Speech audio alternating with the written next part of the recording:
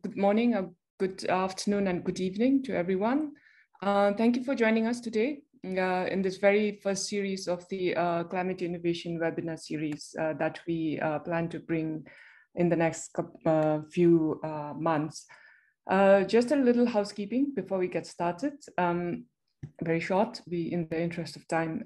In our agenda today, we will be inviting Hemang from the World Bank team and Archana from the FCDO for your opening remarks.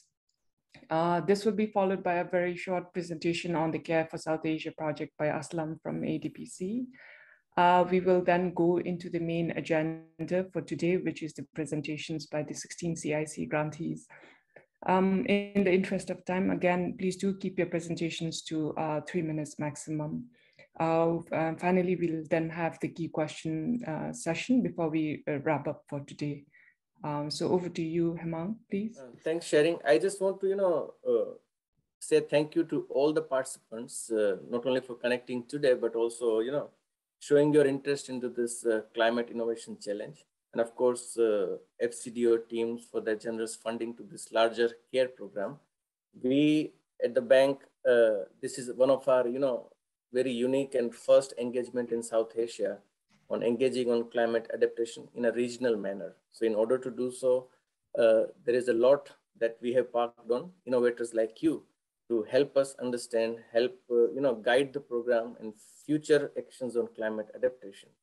So we see this event and this platform as a kind of, learning exercise for us, that what works, how to bring in, best expertise from academia and private sector and innovators, tech, as well as subject matter experts to address the real challenges that we have faced and we all face in kind of, implementing grassroots climate action, some tech innovations. So I'm just speaking off the cuff because I'm so excited to, looking forward to the 16 solutions which will be presented today. So I'll stop here and over to you, Sharing. And by the way, thanks to ADPC's excellent management.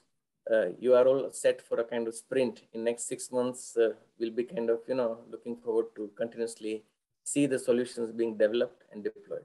Thank you so much, ADPC team. Thank you, Hemang. Can we ask Archana, please? Hi, good morning, good afternoon, everyone, and good evening, whichever part of the world you are in, I know it's like all over the world. Thank you, first of all, for inviting me, and apologies, there was some system glitch, which I at the last moment has got sorted out. So thank you for that. And yeah, it's a pleasure to be at this stage, and I've been, I think it's been almost over a year and a half since we've been getting into the CIC, and now looking at the results really gives me, I would say, pleasure to see all the participants and all the bidders and coming through, with the results and everything.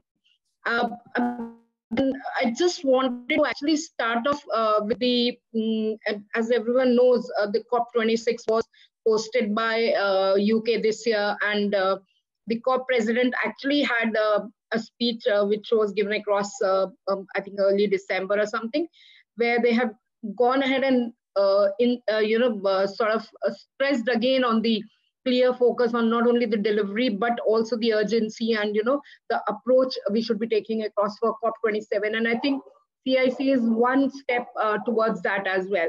So basically the 4 goals which our presidency had said was, one, ensuring promises on emissions reductions are kept up to 1.5 degrees alive, so that's something which the entire world is trying to follow. Then also there is delivery for climate vulnerable countries by ensuring commitments on adaptation and loss and damage are honored, and working with the donors, working with the rest of the world to make progress towards doubling adaptation finance by 2025 and developing a clear proposal and funding for the Santiago network by COP27. And then the third one, obviously getting the finance flowing. And the fourth one is again working together and continuing to be an inclusive presidency. I'm not going to go into detail on this, but as you all are aware, the Climate Innovation Challenge, which is CIC, has been financed by the FCDO, that's the ex-DFID, let's say, of the government of UK through the World Bank's PARCC Trust Fund. And it is an innovative challenge, I know. the entire SAARC countries that is being crowdfunded and disruptive technology solutions for the resilience. And we really partner and we really know that World Bank has been a credible and trusted development partner for FCDO for almost a decade.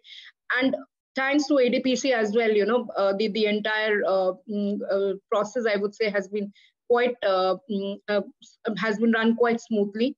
In spite of the COVID, I would say, in spite of all the issues which we have faced across over the last couple of years. But thank you once again, I would say, and I really look forward to seeing this, implemented and share it with my wider team as well. So thanks, Sharing, once again for inviting me, and look forward to the session. Thank you, Archana. Over to you, Aslam, for your presentation now. Yes. Okay, thank you very much. And thank you, Archana. Thank you, Hemang. And thank you all our PARCC colleagues and colleagues from the World Bank. I can see Vikram and I can see all others. Frankly speaking, today is the day where ADPC actually has brought our 16 innovators or grantees with the bank and FCDO for, let's say, face-to-face conversation. And this we converted into a online conversation just because of the problem that we face. Still, we cannot meet each other. Using this opportunity, I just wanted to quickly highlight, maybe in about 5-10 minutes, where we are in terms of this particular initiatives. And I really thank with my sincere gratitude to all our 16 innovators, taking up this challenge, not only from an innovation side, but also in terms of the time left until 31st of July to demonstrate.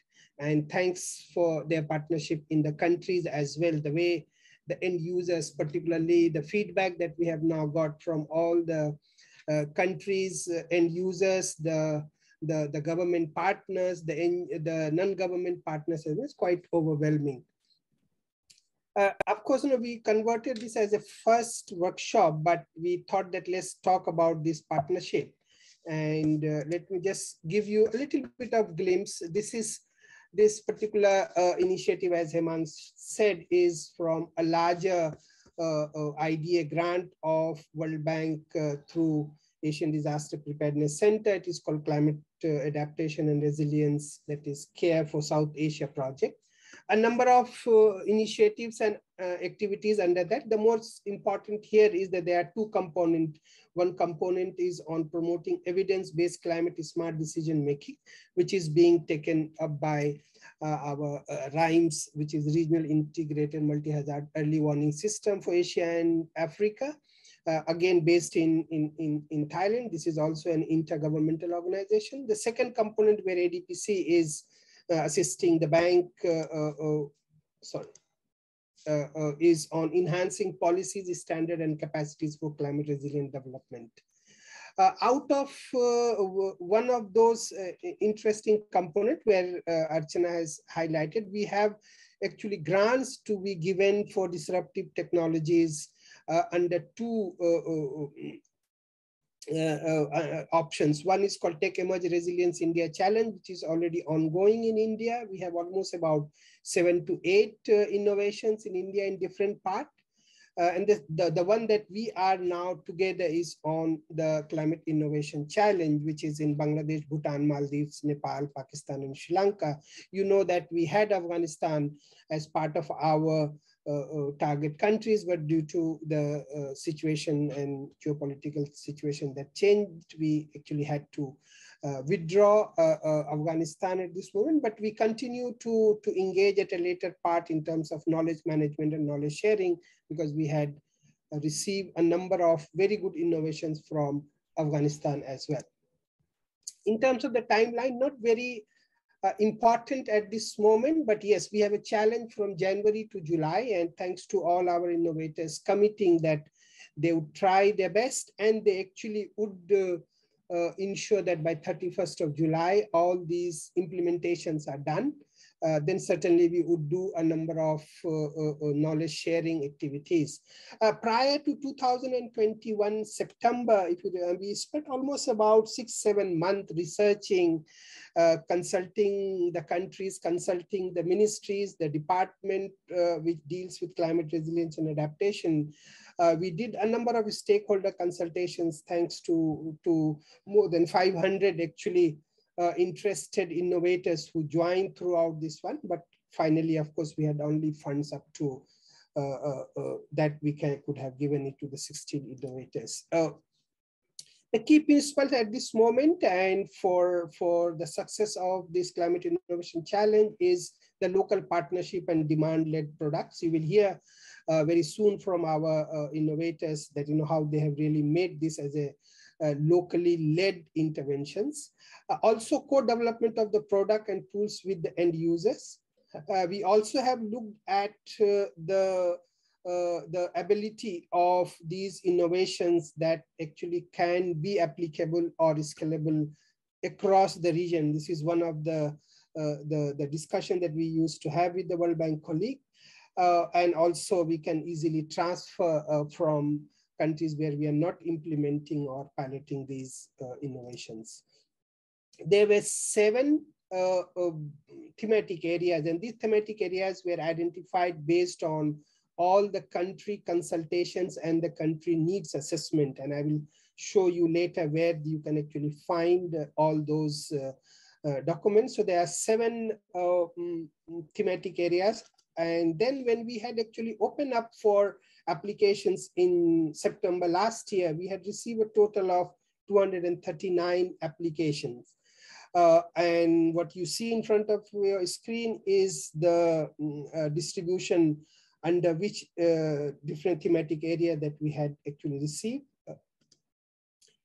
Most importantly, after the 239 application together with the World Bank team, we had first looked at it that how these actually fits within the overall FCDO framework. And of course, by the time we already had a lot of the discussions ongoing under the COP, we actually had a side event with ADB, and where we actually had brought this particular subject at the Innovation Hub during the time the discussion. As you also know that the selection has been through a jury review, and when we had the shortlisted application, the jury has reviewed it based on demonstrated technology, ability to execute, fit to the needs, and innovation itself, that how much it can be termed as an innovation. Based on these 4 criteria, we actually had performed the due diligence and ability to execute this kind of grants, because these are not simply a project given to institution, but these are the grant that has to be utilized for the pure purpose of the innovation itself. When we had finally decided on the 16 grantees or innovators, we had first looked at it value for money, and we had about 2 million. Right now we have a slightly over 2 million committed for this 16 one, because we have some saving from the Tech Emerge one. We thought that it must be utilized in a way that it covers all the themes and geographically important locations.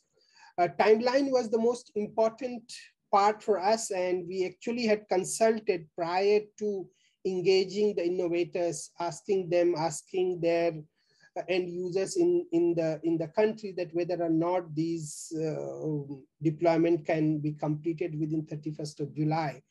This is primarily because our current agreement and arrangement with the World Bank is actually ending by the first week of August. And we also wanted to demonstrate that these innovations, given a chance, can be quickly deployed and help for the larger goal. As we say that the innovations are also catering to the large care project objectives, because we have a much bigger objective over the last 5 years under the World Bank Care for South Asia.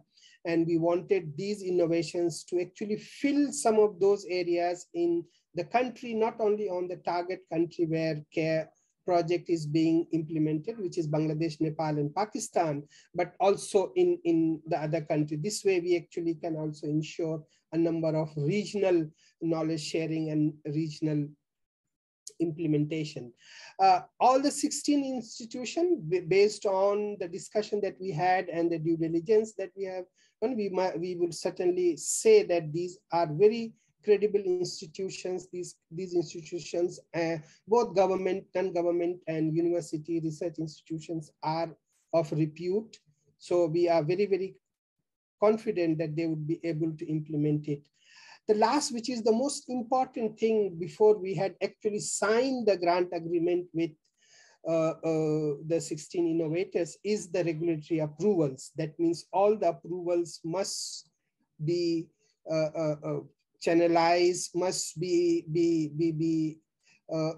got those approvals much before through the end users, which is the government in each of these countries. And each of the innovators actually has got those endorsement for each of their innovation. This actually guarantees that during the implementation, we certainly would not face any kind of approval, whether regulatory or implementation in the country. Last couple of slides in terms of the conditions that we have. One is the duration, which certainly we won't be able to extend until after July. It is 31st actually.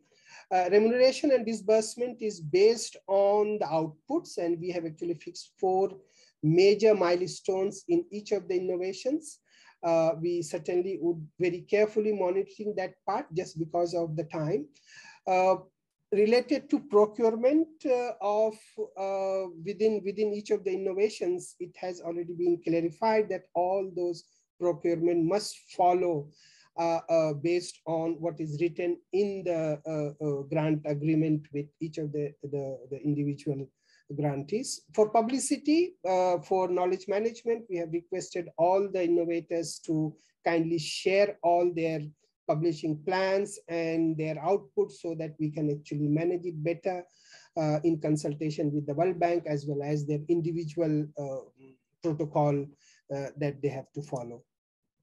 Very quickly, just give you last couple of slides. If we look at a thematic area wise, we tried to cover almost all the thematic areas. I know that for climate information and analytics and climate smart agriculture, we had a larger number as compared to others, but I think this also shows the kind of interest in these thematic areas. In terms of the countries, if you look at it, in Bangladesh, we have the maximum, but like in Nepal, Pakistan, we also have a sizable number of innovations. In Maldives, there was only 1 application, and we found this one also good, so we are supporting. In Bhutan, we have actually 2. Just one last moment. I mean, if you look at this screen, it looks quite busy months ahead for us. What I'm requesting all of you, and particularly our bank and FCDO colleagues, is that this is the website that we have, which is www.adpc.net/CIC. What we have planned over the 6 months is that it will be a daily update in terms of all the progress and all the outputs and all the blogs and other material that is being generated. We have now a very good team within ADPC. So this website is available. I think we have shared with you earlier the site address. I would request you to go to those sites and find any kind of progress that you would like to see. But our emails are always open. If you can just let us know if you are looking for specific outputs. In terms of some of these key dates, I was requesting what we are actually planning, that side by side the implementation, we will have what we call climate innovation webinar series. This certainly is starting with this 2.4 subcomponent, which is the FCDO supported, but if this is successful, we will actually merge it with the larger CARE program, and this innovation series will continue. So the first 5 are under the Climate Innovation Challenge, which is almost every month. The topics we have just selected randomly and based on the country needs assessment synthesis report, but we would be able to slightly change after discussion today, and of course with the bank and other colleagues. The fifth one, we are planning actually by 10th of August, when we have all the learning. If the situation permits, perhaps we can organize a regional workshop face-to-face, or we will seek guidance from the bank if at all, if there are any major event like UR Forum or others that is coming up, so that we can bring up to that. The last three which you are seeing is actually very, very India specific. These are very much endorsed by our state disaster management authorities. These webinars are also taking place. I would request you, if you are interested, please let us know. We will share with you all the details. The last one is we certainly have a 24/7 grants mentorship.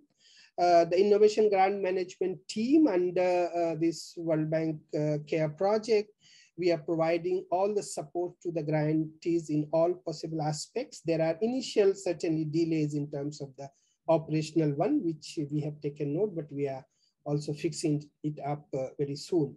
We also would have a firm onboarding very soon for technical monitoring of the innovations, as we did for the Climate Innovation Challenge. We are in discussions for the terms of reference, and we will share with the bank and FCDO very soon.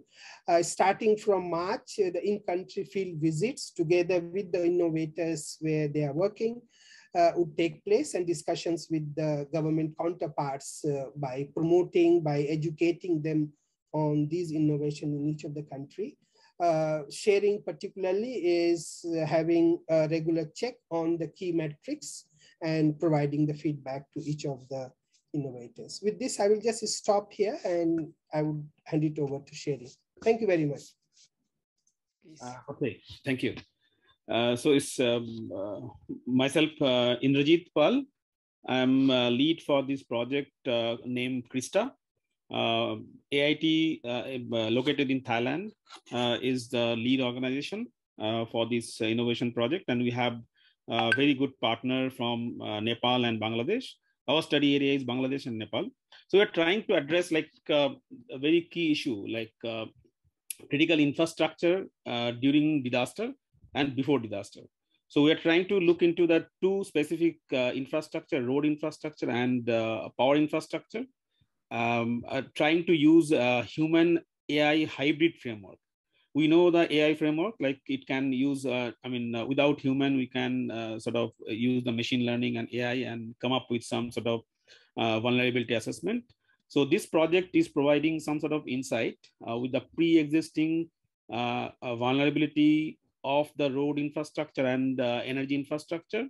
At the same time, we'll take the community, their feedback, or almost real-time feedback, and also the images taken by that community who are supposed to be affected, and take the AI on board and try to make a human AI hybrid framework for the decision making. So it will be a near real-time decision making. There will be three components in this project.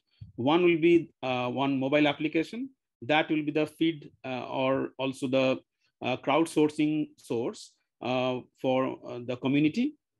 One dashboard will be created that will be controlled by the central team, and as well as the two municipalities located in Nepal and Bangladesh as a study case area. In real time also they can use it, that particular dashboard, so that all the data will be uploaded and back end it will be processed. For the timing we'll be using some sort of cloud server, and eventually maybe if the project upscale, we have to use our own specific server to process the data in very faster way. So these are the specific thing right now we have proposed, and already work also started. And we got confirmation from the local government to use that particular tool already in the form of MOA. So we are looking for a very strong support also from the bank and ADPC, and we are getting already in every step we are getting support. Thanks. Good morning, good afternoon, good evening to all of you. I hope you are all doing well. My name is Willem van Deursen. I'm talking from the Netherlands, Carthago Consultancy. I'm in a consortium with Bangladesh partners And the project we are presenting is the Tidal River Water Custodian.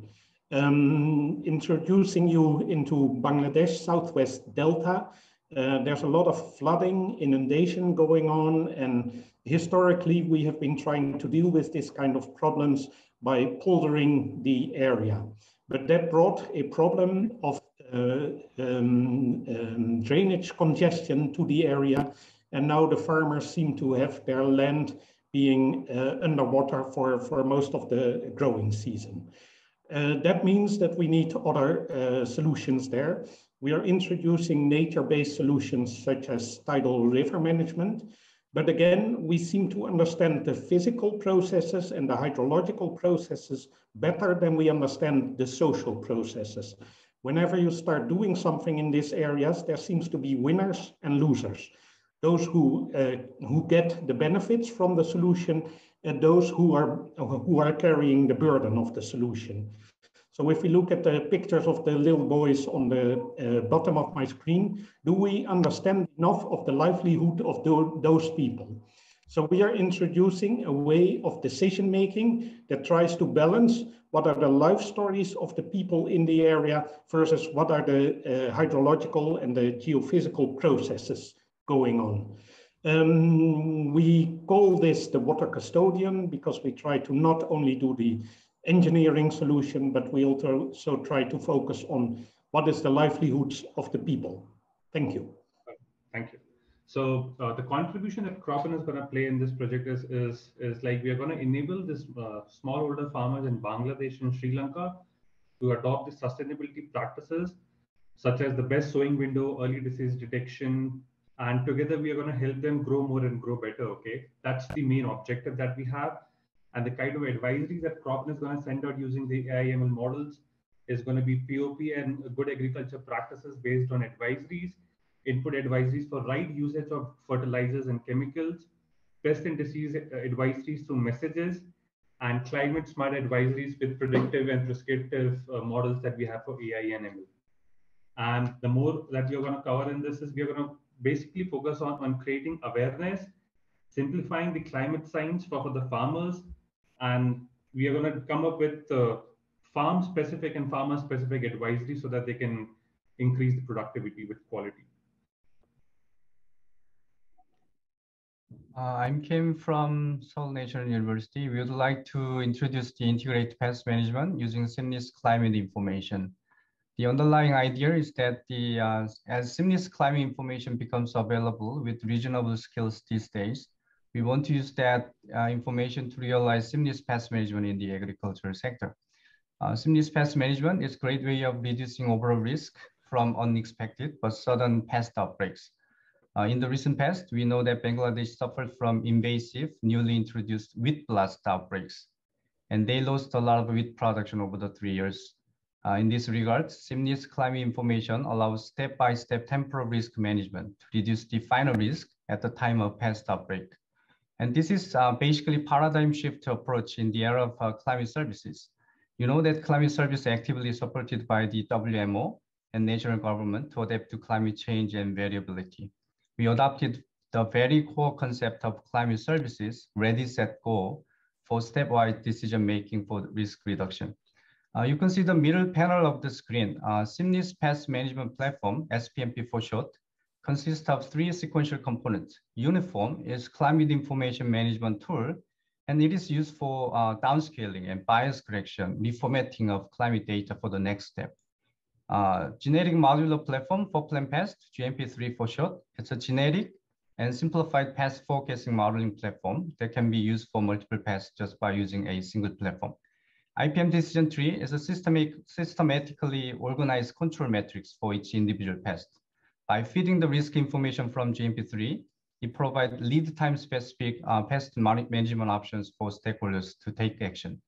Overall, we want to make sure low regret decision making where risk decrease or farmers' profit can increase by minimizing the potential damage from plant pest. This bottom panel shows an example of how the SPMP works in a sequential way using seamless climate information, starting from climate change scenario, seasonal forecast, sub-seasonal, and weather forecast and nowcast in a step-by-step manner. basically targeting different temporal steps of decision making. For example, climate change scenario-driven pest risk or vulnerability information will be used for national level policy planning for pest management for the next 10 to 30 years. As the target cropping season approaches, seasonal management strategy at the time of land preparation, and also sub-seasonal management tactics before, after crop planting, and weekly planning using weather forecast, and finally, daily decision-making for actual control activities by farmers. In this way, the final risk that the stakeholders should encounter at the time of pest outbreak will be significantly reduced. We are very closely working with the Bangladesh Rice Research Institute with great scientists for agricultural engineering, planning, plant pathology, and entomology. And so far, we have very good discussion and expecting wonderful teamwork with the national partner. Thank you very much. Hi, thank you very much. This is Habib Rahman here from Curtin University in Australia. I am now leading one consortium. The title of the project is the Innovating Non-Monetary Interventions for Climate Smart Agriculture and Adopt a Model for Technology Diffusion. So this consortium includes like 7 partners, including Deccan University Australia, University Technology Malaysia, and also we have 3 local partners, including University of Dhaka, Bangladesh Agricultural University, and University of Rajshahi.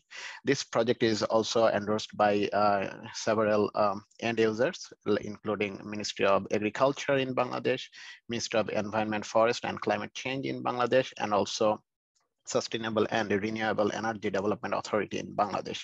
The overall coordination is done by Bangladesh Institute of International and Strategic Studies. So what's the main motivation behind this innovation? So we really found that there are many innovative solutions or inventions per se in terms of really tackling this climate change. But the main issue is not to invent the new technology. It is basically the adapting the technology. So our team realized that the climate smart technologies are really meaningless unless farmers really use them.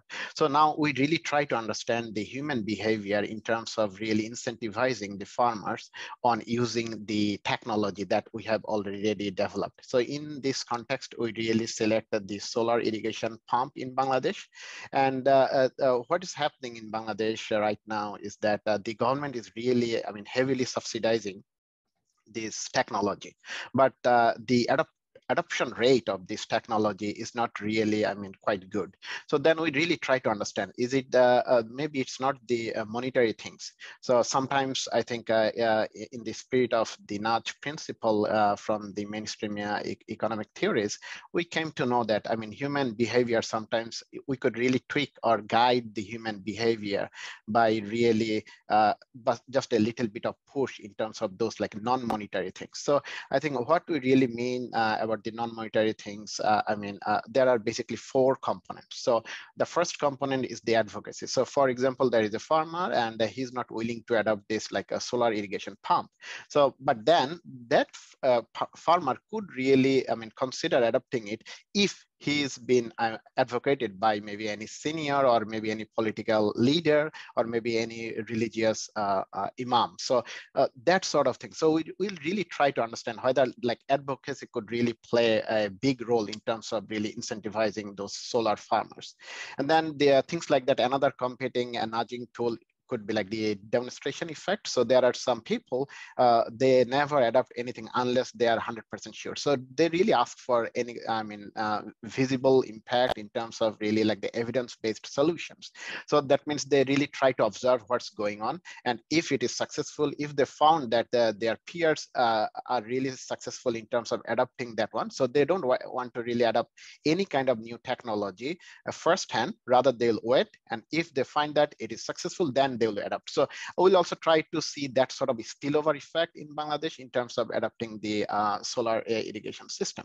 The third part is like omitting misinformation. So what does it really mean is that maybe the solar irrigation now in Bangladesh, if we really try to understand the cost effectiveness, it is in fact a cheaper solution now if the farmers, they really go for this solar irrigation system.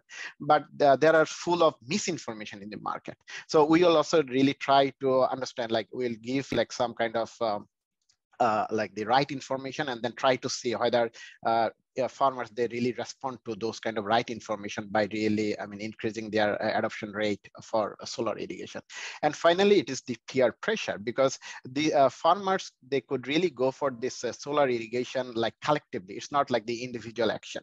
So even if I have the option to really choose it individually, maybe I'll say no. But since it is like the collective action, so, and since I am the part of the society, then I can't say no. So whether maybe the peer pressure could be really effective tool in terms of really incentivizing people to really adopt new technology. So we'll really try to make a horse race among these four principles, the notch principles, and then try to understand what really works, or maybe a mix of any of these four could really work in terms of like the Bangladesh case study. So, and then in terms of the methodology, we'll try to just implement the randomized controlled trials in Bangladesh, and then try to see like which one really works for Bangladesh. So I think now at this stage, we have already developed the survey tool, and now we look forward to really go for the survey in Bangladesh, hopefully early March. Thank you very much. Hi, my name is Roxanne Bodini-Meder, and I'm the co-founder of and co-CEO of Geoneon. So Geoneon is a small business based in Hobart, Tasmania, and we develop solutions to anticipate the impact of climatic disasters by combining Earth observation, deep learning, and data fusion. So we, for this project, we have paired and with the Department of Disaster Management in Bhutan, and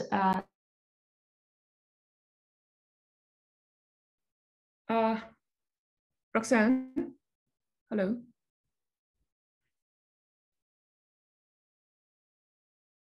Can you hear me now?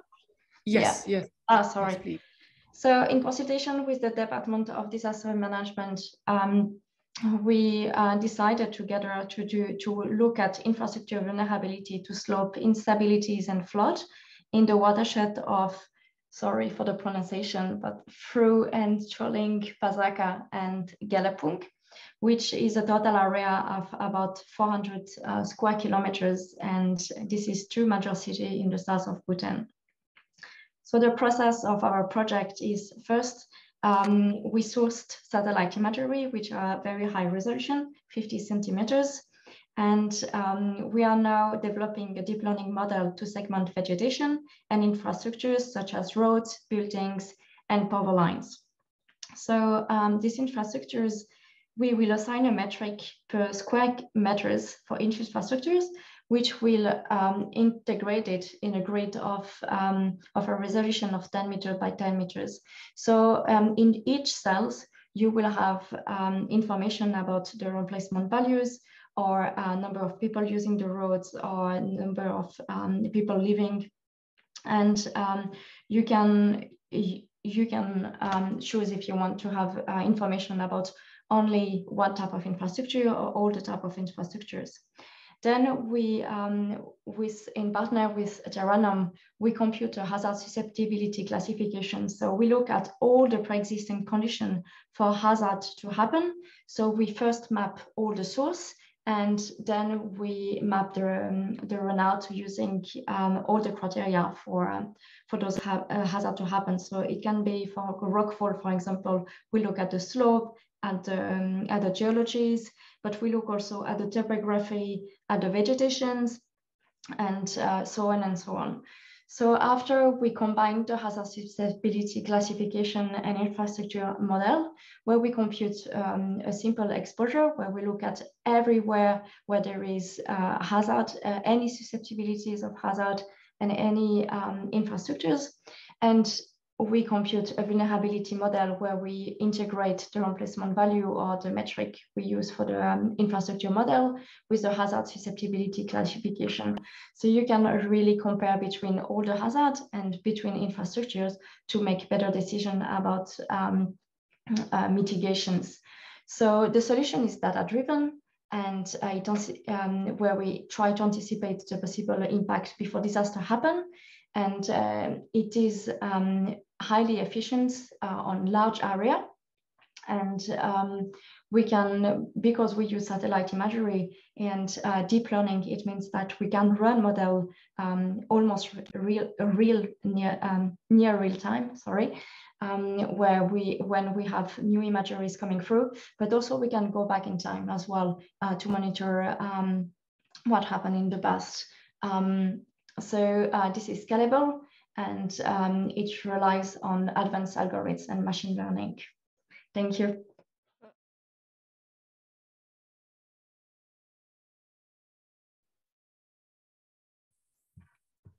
Apologies, greetings from Bhutan. My name is Chaman Pinso and I'm from Tarayana Microfinance. For us, under the RICS financing, Tarayana Microfinance will be providing financial services to the pastoral communities of the district of Kasa. So as you can see in the presentation itself, we are aiming our financial services for the remote people of the mountains, the communities there particularly. And through this project, we intend to introduce two main applications actually. So if you go to the product and the processes of it, we understand that for Tarayana Microfinance Services, we will be developing an app which will be utilized by the communities for an easier access of financial services. At the same time, we'll be also integrating our financial services with one of the leading private private banks, that is the BOB. So for the app, we would like to report that all the progress and the work plan are going as planned. Unfortunately for our country, we had a almost a month-long lockdown, nationwide lockdown. This has impeded some of our progress, but I'm happy to say that we've been able to move a lot of our operations digitally, and then we have been able to get a lot of things done. But on ground level, we are facing some slight problems, but nonetheless, we'll be able to deliver all the, whatever has been presented, we'll be able to do that. Thank you. Yep. Hi, everyone. My name is Shah Doon. I'm a member of Small Island Geographic Society. I'm very excited to be here with all of you today to be presenting on the first online meeting for Innovation for Climate Adaptation and Resilience in South Asia. So let me start off with a bit of introduction. Small Island Geographic Society, SIGS, we are an NGO registered in Maldives, and we try to create interest among young people, build new generations who are interested in our unique environment, geography, and the livelihood of small islands. We've been founded by a group of individuals who are professional environmental consultants with more than 20 years of working within the field. So when the Climate Innovation Challenge was announced, we decided to select the focal area, climate information and analytics, as we feel that this area gives us an opportunity to address an important issue that Maldives is facing today, which is coastal erosion and flooding. The Maldives remains as one of the most vulnerable countries to the effects of climate change, with 90% of our islands reporting flooding, 97% have reported shoreline erosion, and 67% have reported seasonal erosion. And most of our islands in this small nation is only a meter above sea level. So we need to be able to develop a way to see where coastal erosion is taking place right now and how flooding has impacted the livelihoods of the people living. So we came up with a way to monitor the damage that our vulnerable islands are experiencing today and decades later. So our islands being geographically dispersed makes data collection costly and time consuming. So luckily now digital technologies has the potential to bridge that gap. And today we are effectively able to receive and share information on the internet where people can educate, create awareness, advocate, and inform communities. So our solution is a mobile application that utilizes citizen science, where public will be able to log, report, map current risk zones that are linked with flooding and coastal erosion in Maldives. So through this application, you can select a hazard category, be it flooding, flash flooding, coastal erosion, upload photos of the site, geotag the location, and evaluate the level of risk based on markers that the public will be able to understand. We have actually selected one island to pilot this innovation, but due to COVID, Maldives, it's been pretty difficult to travel between islands, but even if that's the case, we've been developing the application itself. So as you can see in the slide, you'll be able to see a bit of the feed of the application. Thank you so much for the opportunity. So I'm Heleen Hilden from Argonaut. We are a technology company located in Finland, and we are implementing this project together with our partner Clean Energy Nepal, located in Nepal. We have two stakeholders involved, which are Government of Nepal, Ministry of Forest and Environment, and National Farmers Group Federation. And the project is piloted in Pelaka municipality in Nepalese province, where there are over 1,000 local farmers and population more than 50,000, which is the amount of indirect beneficiaries of this pilot project. So at the moment, environmental data, such as weather information and agricultural related data, is quite limited and scattered, and it's not easily accessible by the local farmers. And to enhance the situation, we will develop a web-based prompt system, and that includes desktop and mobile application. And local weather data and agricultural related data will be collected and integrated into that system. And after the data can be accessed in one centralized database in an easily understandable form, to help authorities in decision making, as well as allow local farmers better plan and implement their day-to-day agricultural activities. As a result, there will be applications with up-to-date information about weather and weather forecasts, soil, pests, and other. And in addition to the system, the information will be disseminated via different channels, such as radios and farmers groups, to ensure that the information also is received by rural areas where it may be difficult to access the system itself. The purpose of the project is to improve local farmers' livelihood and economic conditions by providing more and accurate information of the environment available, helping the farmers to better plan their farming activities, which finally results in better food security. And also it directs the farmers to adopt informed farming practices. And about the innovativeness, I've mentioned that the system is GIS-based and it's easily customized to other similar purposes of use in other geographical locations. So there's high potential to copy the system into other locations having similar needs, as well as it's possible to add new data and layers to have more data available, and possibility to integrate other services into it also. That's about it. Thank you. Hello, namaste. Good evening to everyone. If you could zoom in. So, thank you, Chiri. So this is the project of piloting the household level risk assessment tool in the 2 wards of Bhimdot municipality in Nepal.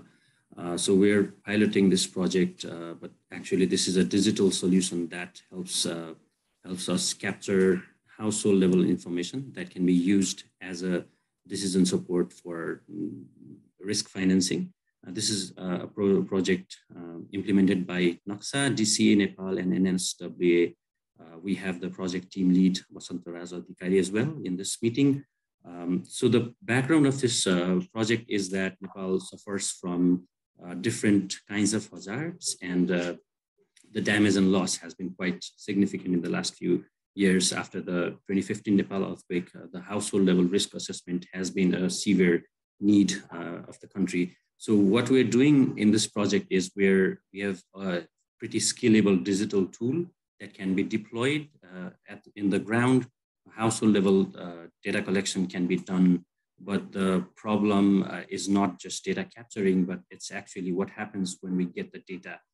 So what the Naqsa assessment tool does is it has a web server-side application that actually helps categorize the data in a manner that all the components of vulnerability assessment, the exposure, sensitivity, and adaptive capacity of the household can be derived out of the raw data captured on the ground. But on top of the primary data collected through the application, the system is able to integrate the data set with other hazard data. So deriving results out of the primary and the secondary data, the system is actually able to categorize each household into three classes of risk: the highly vulnerable households represented by red, intermediate level of risk represented by yellow, and low risk by green. As you can see in the image on the right bottom, this is how we categorize households into different risk classes. And this data is targeted to be used as a decision support to risk financing programs. So in the project area that we're working in 12 and 13 wards of Bhimdutta municipality, we have flood as the major hazard there. And we have seen recent occurrences of flood and monsoon rain that have damaged not only households and people lives and livestock, but also a lot of crop have been damaged in this last year. So in order to identify the most vulnerable households and considering all of the aspects in their livelihoods, as well as the local weather parameters and also their socioeconomic status, the system is able to derive results that will ultimately help the municipality and the other humanitarian actors to properly target their risk financing programs.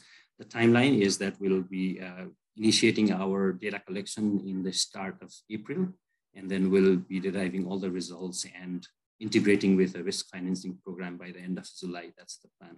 So thank you so much, everyone. Thank you. Namaste, everyone. This is Sanjay Yadav from Stone Step, Nepal. So our proposed risk financing solution is parametric flood insurance for climate vulnerable agriculture in Nepal. So you can see in the picture itself how we're planning to deliver our solution. So this whole picture and our planning and solution is consist on 3 phases.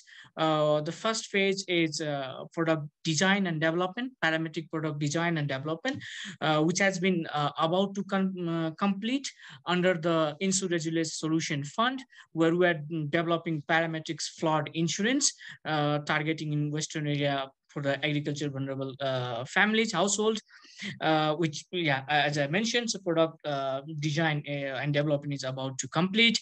Then the major one is beneficiary enrollment.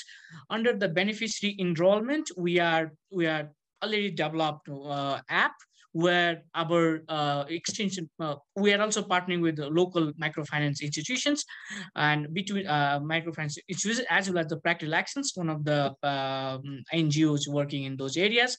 So our extension worker will visit door to door with all the individual household with their data pack and app where we enroll our beneficiary, which we require to for the insurance policy. Where Seeker Insurance, one of the biggest insurance, is our partner for as a local insurer. In this way, we through the mobile device, we enroll all the beneficiaries to the program. And then the third major is the payout, how it's happened. So when the trigger, it's very simple. We are trying to do through the parametric flood insurance is that when it's mentioned when it's flood, we pay. Means when there is a trigger, we pay to the farmer. So you can see in the right down in the pictures. So this is how one of the design, which based on the UK global parametrics. We're doing design to design the products, and as well as like collecting the data. So once a trigger happens, we got the same data from GP that will be analyzed, and it's triggered to the insurer, as well as a Stone system will send the instant message to all the beneficiary when trigger happen. And then it's already also goes to the insurer. Insurer pay to the cooperatives, where all the individual household having account as a for the financial transactions, and then amount deposit in their bank account or cooperatives account itself. So this is how we are trying to propose. You can see, but we all know that this is a very unique and new approach over the traditional immunity compared to immunity-based insurance. So this is less complexity, less in the very easy to enroll. It's potential to reach high number of customers enrolled within very limited time frame. When you were developing the product, what you also found that the premium rate is very competitive and less expensive compared to traditional based insurance because of the many others factors. This is, yeah, thank you very much. Okay. Good morning. Thank you, sharing. Our pilot is basically the customized irrigation and climate advisory services through citizen science. Our basic concept is that the communities living in southern Punjab and in Sindh coastal delta are suffering from unprecedented weather event. But the problem is that they are not prepared, and they are suffering, but they are not prepared from these sudden climate shocks. And moreover, our weather observatory system, the clock is ticking, and we are not in such a pace to establish very expensive weather observatories to enhance the quality of forecast. The good thing with satellite data, it has give the advantage of scale, but low quality of forecast because it need ground validation. And of course, it should come from local weather observatories. So what we did, what we are doing, we are planning to use the citizens or the farmers as satellites or weather observatories for the greater benefits of farmers in Pakistan and across the region, because currently we are already sending irrigation advisory services to 20,000 farmers in Pakistan, and just we have to enhance the component of climate advisory by incorporating citizen science. Presently, we have developed a mobile phone app with a backend database management, which will be supplemented with the 45 pilot farmers. And we have started deploying this mobile application now from today. And on the back of that there is a database which will accumulate the information provided by the citizen scientist and the centrally connected automatic weather stations, and will utilize these values to calibrate and validate the satellite provided weather information and forecast system through deep learning mathematical algorithm. And we will have on the daily basis a correction factor for improving the forecast made by the satellite data. We have already a very good satellite-based forecast through GPM radar. What ICAS is for? It is not only going to enhance the resilience of the beneficiary farmer, but it is also going to give the education. It is going to build the people-to-people and planet relationship, and of course, it will bring communities together once those are irrigated and suffering from climate shocks, and those who are suffering from coastal erosion and duplicate impact of climate change through unprecedented monsoon. That's all from my side. Hi everyone, Assalamu alaikum. My name is Benjamin Shah. I'm from Nature Alliance. I'm joining you from the field in Rohingya, Pakistan, so my internet connection might be a bit weak. So I think as everyone is aware, the current agriculture production system in Pakistan is very non-competitive, it is unsustainable, and it is non-climate smart. And to tackle these issues, Pro Nature Alliance Research and Development has developed a set of technologies which are backed by practices which are known as sustainable agriculture.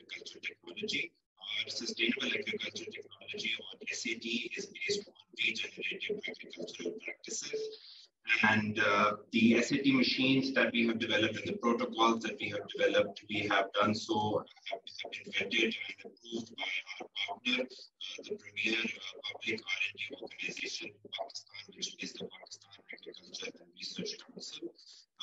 And with them, we have conducted both on-farm and on-station trials and they have successfully approved the precision of our SAT machines. Now, I think as everyone is aware, we already have regenerative agriculture practices and machines like precision planter existing all over the world and working all over the world and to some extent in Pakistan. But PNA's innovation is a combination of certain practices and machines which have high precision, and then adapting them to the Pakistani context, to the crops which are being grown in Pakistan, and then localizing them. So that is where our forte is.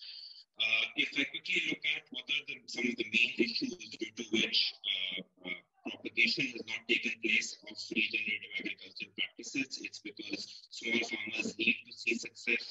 It is because there is a lack of authenticated and validated data. It is because the machines that are available are mostly imported and the local ones lack precision. So these are the main issues that we have tried to tackle through. Can everybody hear? No, sound is cracking. Yes. Sorry, everyone. So the sustainable agriculture technology has three main components. First of all, we have the customized raised bed maker. Secondly, we have the customized precision planter. And thirdly, we have the organic mulcher. Now, under the CIC trial, we are trialing for different crops, covering the entire crop cycle from sowing to harvest. We have already conducted a baseline for pre-SAT use, and then we will be conducting an impact assessment at the end of when we harvest each crop. We have selected up to 5 clusters in Punjab and in Sindh, and we will undertake the trial on an area of around 1,000 acres in Punjab and Sindh. And a key activity in this is that we will be training up to 200 farmers, around 10 to 15% at least will be women, so that they can use and propagate SAT technology further. Given the timing of the CIC grant, because it is from end December to end July, we could not target the wheat crop, which is a major crop for Pakistan. However, we are targeting maize, vegetables, cotton, and fodder crops for the trial. And I'm very happy that, our SAT technology, through our SAT technology, we are aiming to reduce water usage. We are aiming to bring down the very high input costs that are in Pakistan by less input usage.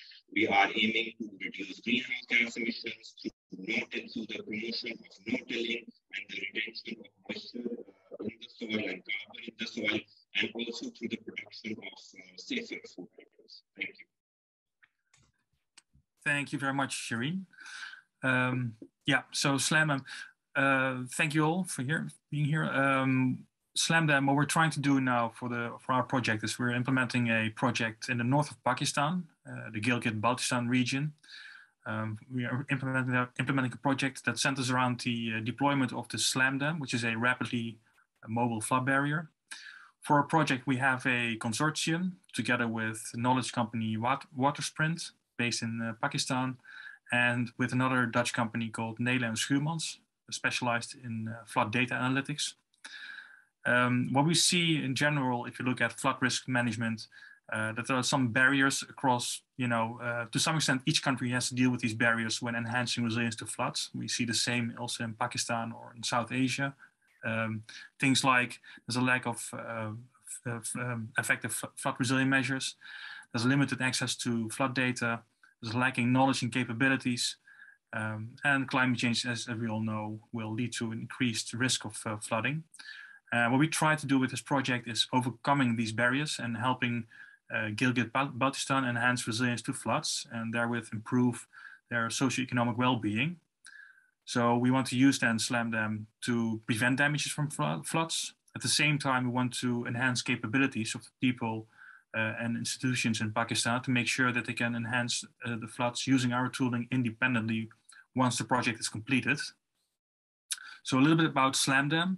SLAMDAM is relatively new. It's a rapidly deployable mobile flood barrier. It's developed here in Netherlands together with the University of Delft. It's made out of EPDM, which is very flexible. and you can build up a flood barrier very rapidly, which is imperative if you want to combat floods. Speed is pretty much the most important factor if you want to prevent damages from floods.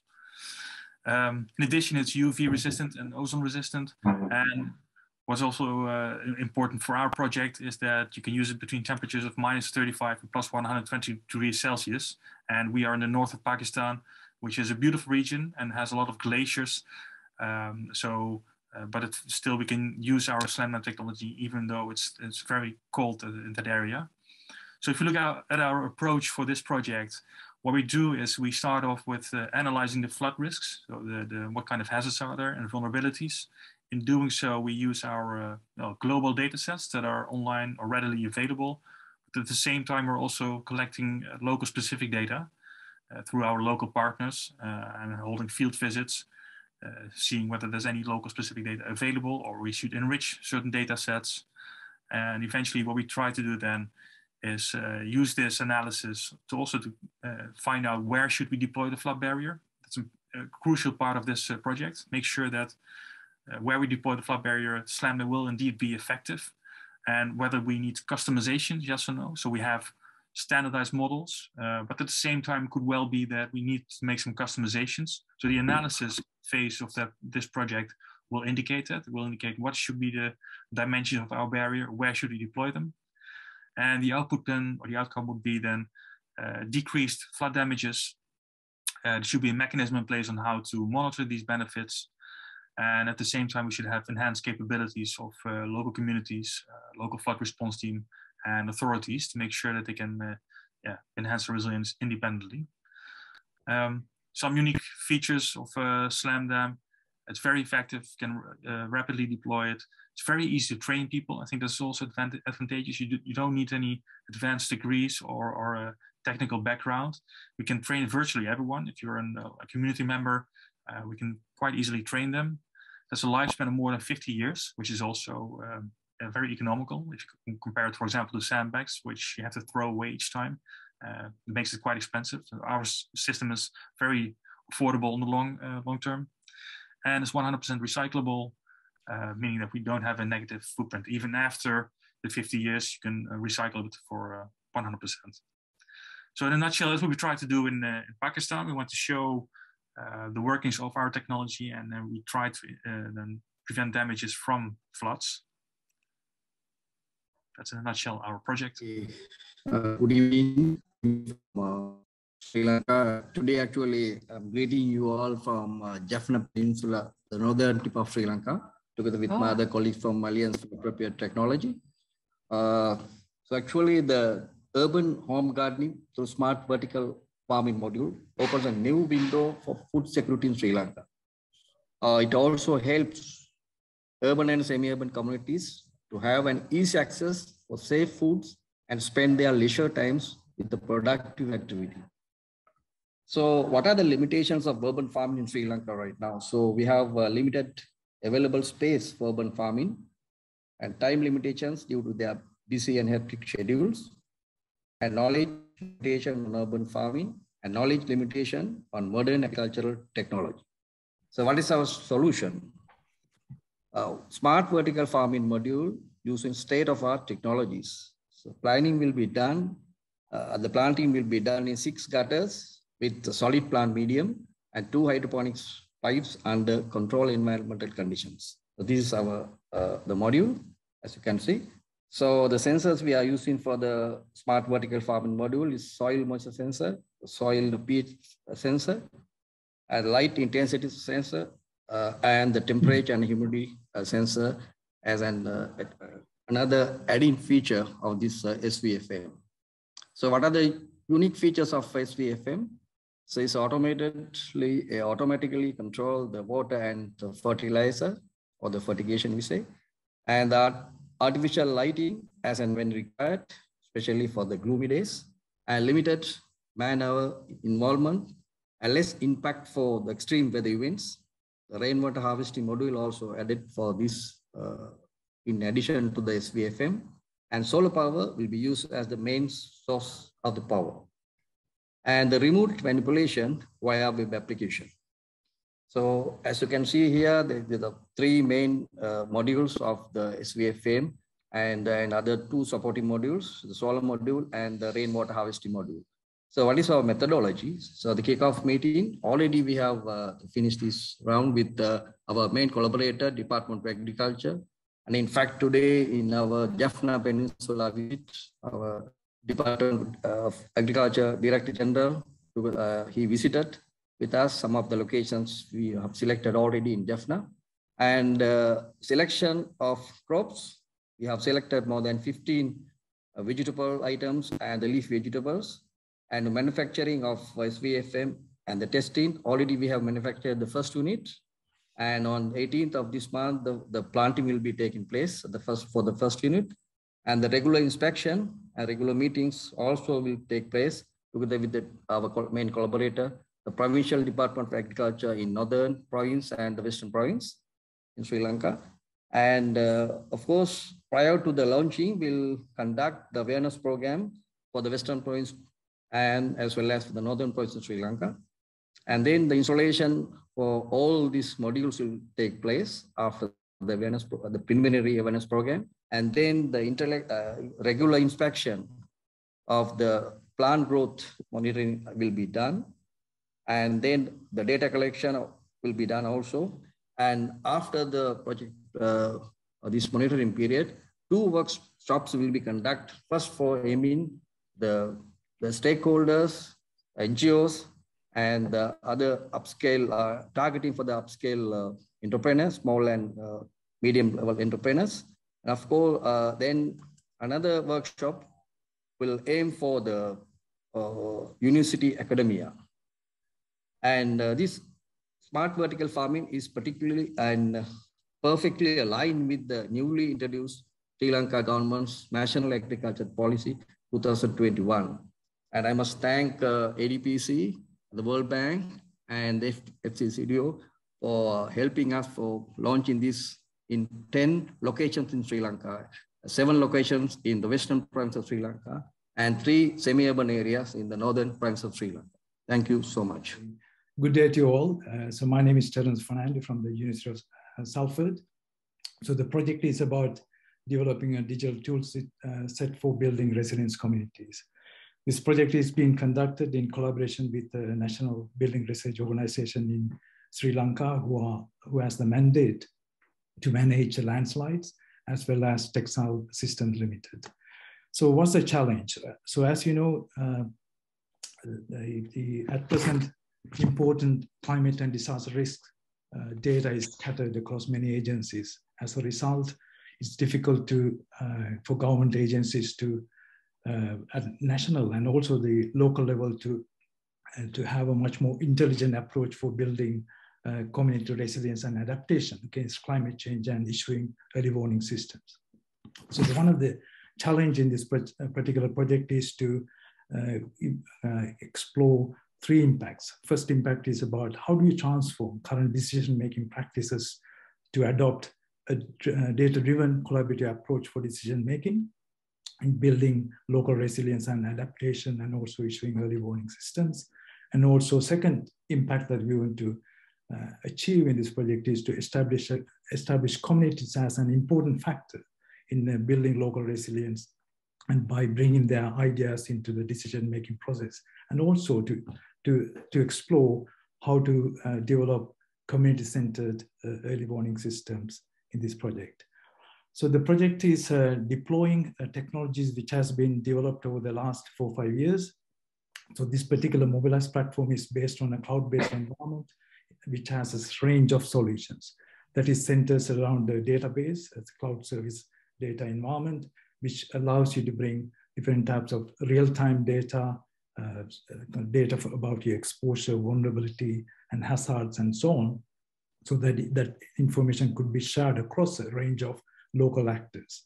Once you bring that information into a particular platform, then the visualizer, which is a plugin in that architecture, allows you to then visualize the hazards as well as risks within that local area, and make sure that all the local stakeholders can have a common understanding of the local risks. And also the solution provided by the risk explorer then allows you to look at what could happen due to different climate change scenarios. So you can do what if scenarios and understand the impact of that particular hazard on your roads, infrastructure, communities, and so on. So you can go into more national level to district, division levels, and kind of even wards levels, and so on. That allows you to understand your local risk, at the same time then work in a collaborative manner to agree certain intervention in that particular local area. At the same time, we have early warning systems, which allows you to then send messages to the community, at the same time collect information during a disaster using crowdsourcing and sort of citizen science to bring that data information into the kind of shared space as well. So the idea of this project is to try this technology in an area called Kalutara, which is in the western part of Sri Lanka, and which is already experiencing landslides, floods, and droughts in that particular area as well.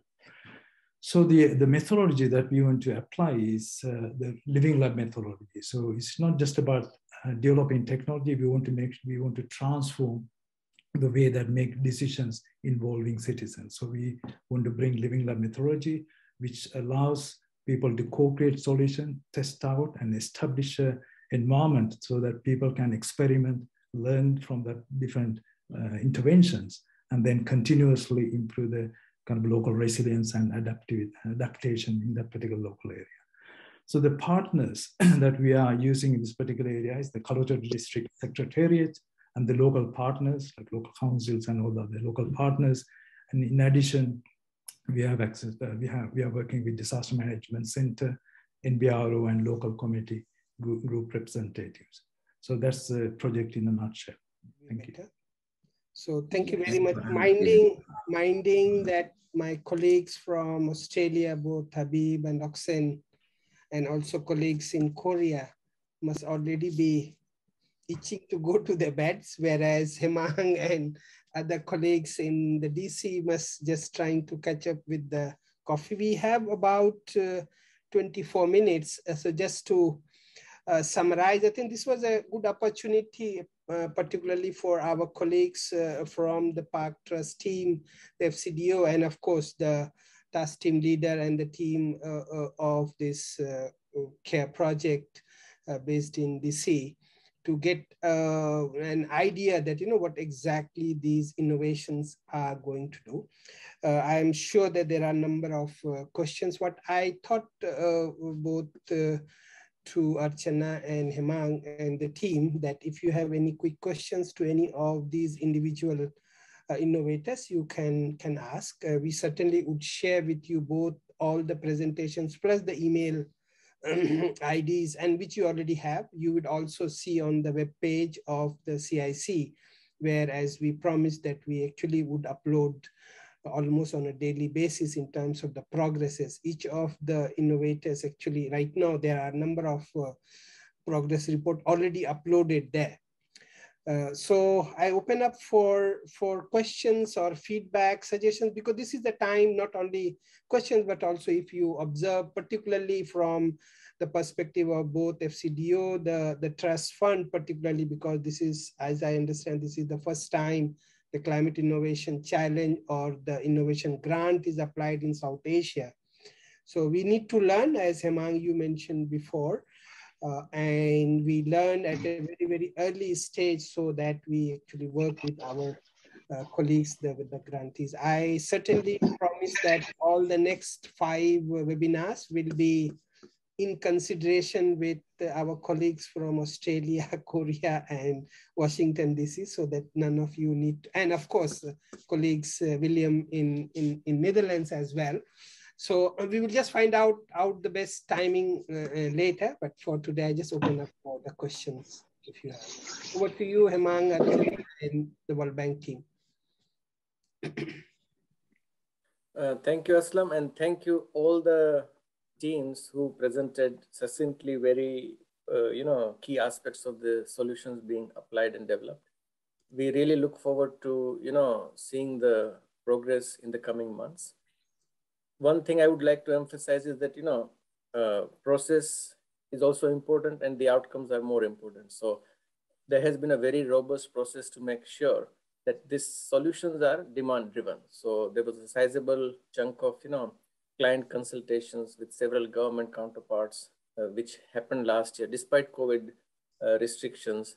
So that is the kind of firm platform, that what we develop and what we are trying to do collectively, it's something that is the need of an hour expressed explicitly by the client governments. And at the same time, we also get their support. So whatever you all work hard on in developing and deploying sticks. Some of them will stick and it'll make it a big thing. And that's what Innovation Challenge is all about, right? That so many new ideas will come into fore. So many things will be scaled up beyond the scope of this particular investment or this particular grant funding from FCDO. I'll just introduce that, Janet Minatelli, who is leading and managing the PARCC Trust Fund with FCDO from the World Bank side. She has also joined today.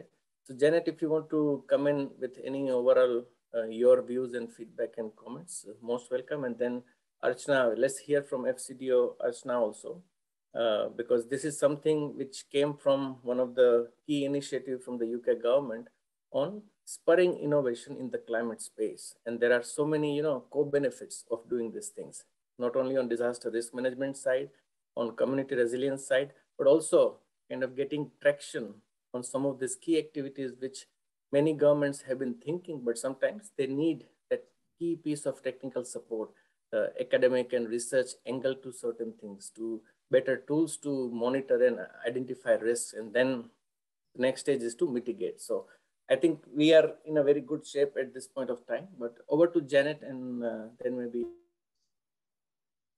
Archana. I'll stop here.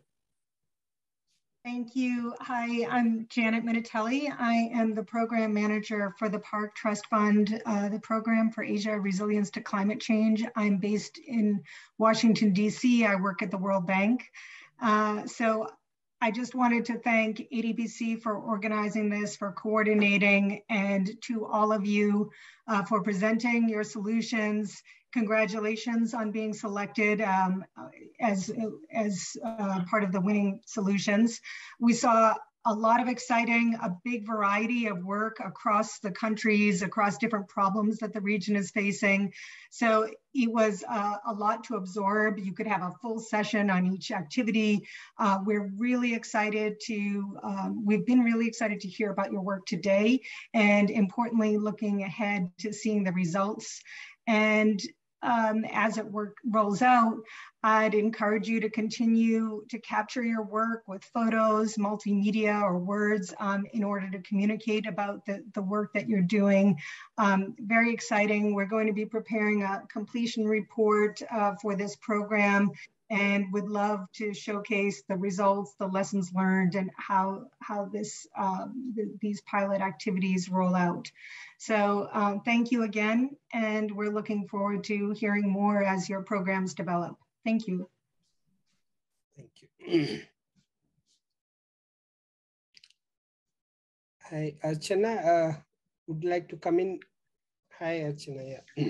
Yeah, hi.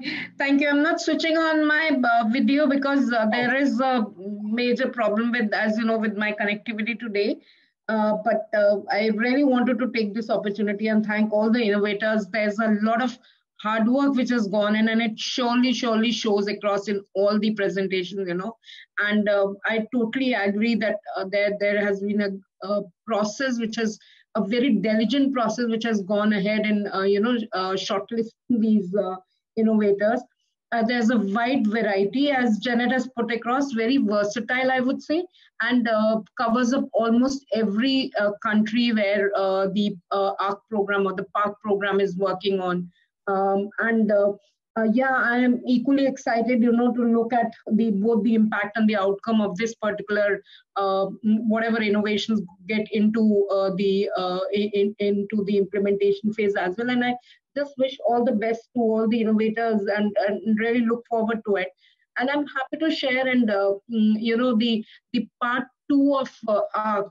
ARC is the program which FCDO works on. We call it CARA now, that's Climate Action for Resilient Asia. that has also got approved not only by the ministers but also by the treasury. We're just fine-tuning all the budgets and everything, and I really hope that something as innovative as this we can try and implement that across in the next phase as well. And I'm sure because of this, all this good work, we've been able to include and get all the approvals for the CARA program as well. So thank you once again, not only to World Bank and ADPC, but also to all the innovators. And I really look forward to working with and seeing the results. And as Janet said, put it across into a more pictures, the one with pictures and telling a story sort of a thing on the communication part as well. So all the best. Thank you. Thank you, Archana. Thank you, Janet, and thank you, Hemang. I think what I will just share with you for 1 minute the screen. This is where I think our team is putting a lot of effort. And thanks to all our innovators. When you actually go to any of these, I mean, certainly the progress you will get almost on a daily basis updated. I just wanted to show you, if you can see, like, for example, if you click to any of these ones, you will find their audio visuals, their posters, their brochures, their field meetings, and everything into this particular grid. We also are capturing through blogs, and my colleagues we already had a meeting with the bank communication team. A number of blogs will start feeding in, let's say, from mid-March onwards.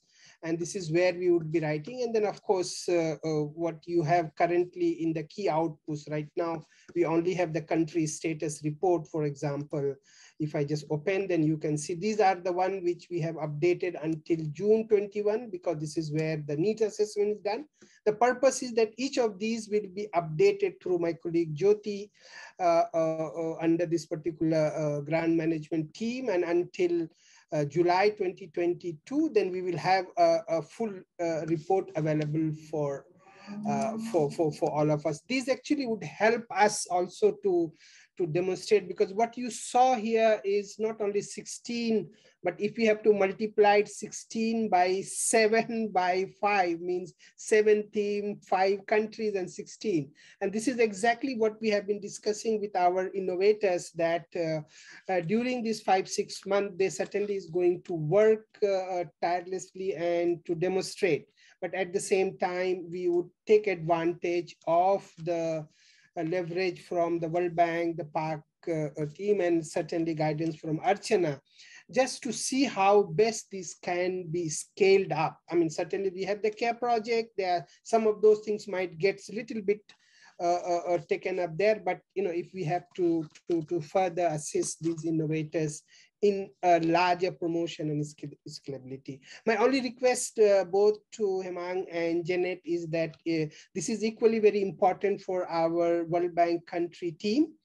We will share with you all the details, and my request is that you just help us promote through the country team there, and just in case if they want to have any questions. I certainly missed today Aarti here, otherwise we could have further looked at it. And then of course Archana also wanted to request that if some of our FCDO country offices, just for the purpose that this is happening. The reason is that when you look at the end user endorsement, which will again be up on the web pages, you will find that like the Netherlands Embassy in Bangladesh is actually endorsing the Cartago one, and they have actually taken on them that they actually would discuss with the government for the applicability and scalability.